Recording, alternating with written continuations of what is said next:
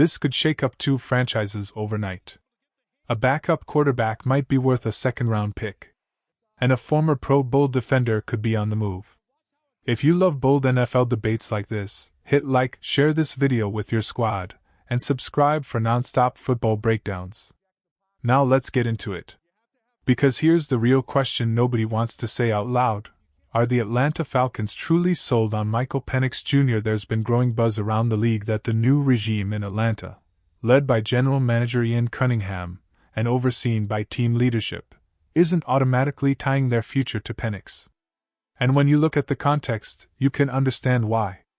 Penix has talent. There's no denying that. When he's on schedule, when the pocket is clean, when the play unfolds exactly as designed, he can deliver absolute lasers. But the modern NFL doesn't hand you perfect pockets. It doesn't wait for you to get comfortable. And last season, when pressure came, things got shaky. Completion percentage against pressure. Underwhelming. Yards per attempt. Modest. Sacks taken? Too many. And against the blitz, the production simply didn't match what a franchise quarterback is expected to deliver. Now let's be fair, this isn't about tearing Penix down. It's about fit. Kevin Stefanski's offensive philosophy leans heavily on play action, wide zone concepts, and operating under center.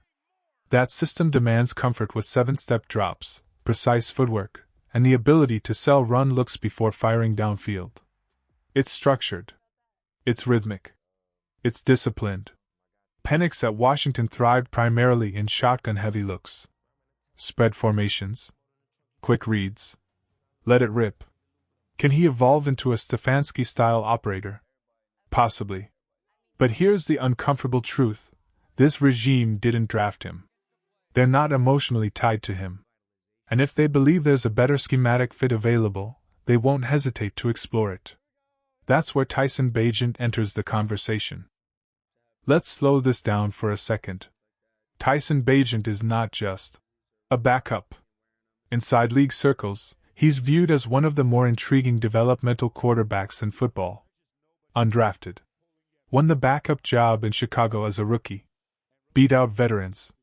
Went 2-2 as a starter when called upon.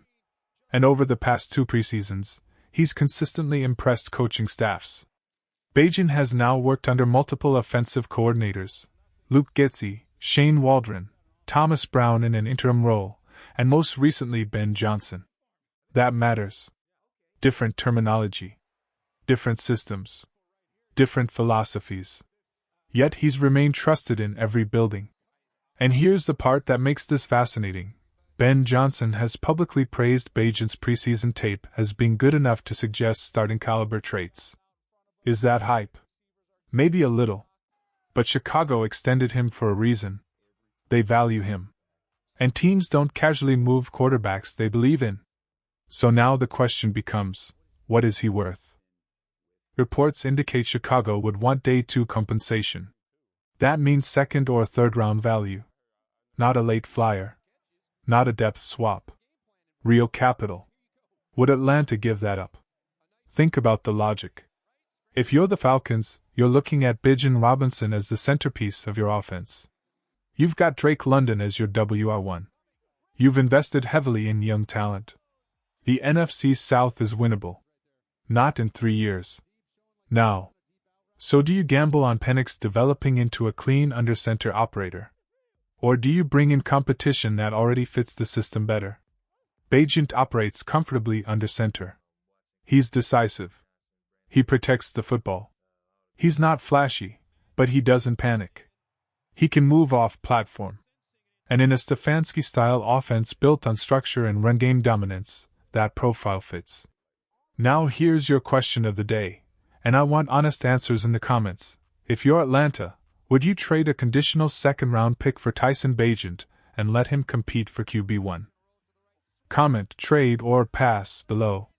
Because make no mistake, if Bagent gets traded, it won't be for a 5th-rounder.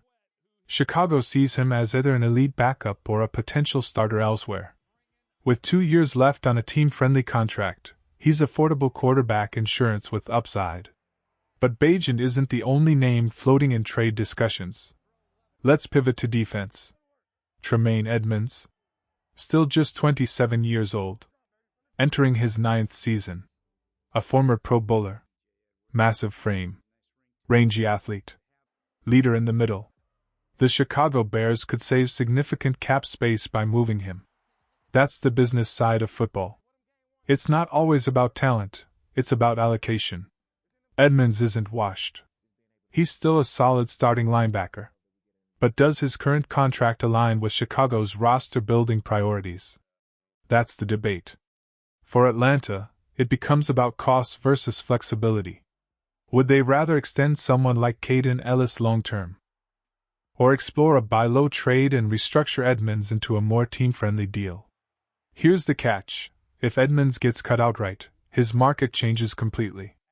Trading for him requires draft capital. Signing him post-release only costs money. Smart front offices weigh those options carefully. Now let's talk about a name that could genuinely tilt the NFC South. DJ Moore. This one is complicated. DJ Moore has delivered big moments. Game winners. Clutch catches. Explosive plays. But the week-to-week consistency hasn't always matched the contract. Chicago now has Caleb Williams as the franchise quarterback. They've invested in Rome Odunze. They're building around youth and long-term flexibility. So would they entertain offers for Moore? At the right price? Absolutely. And here's why this gets spicy. Atlanta desperately needs a true WR2. Drake London is that physical, contested catch alpha. But beyond him, production drops. The offense becomes predictable.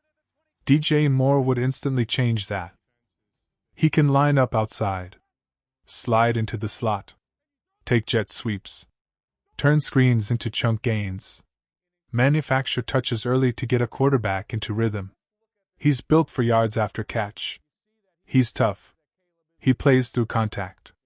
If Atlanta is serious about maximizing whoever plays quarterback, whether it's Penix or someone else, adding Moore would be a massive statement. And let's be honest, which move impacts winning more immediately? Trading for a developmental quarterback, or adding a proven weapon opposite Drake London? That's a real debate. Because Atlanta's bigger question might not be, who is QB1?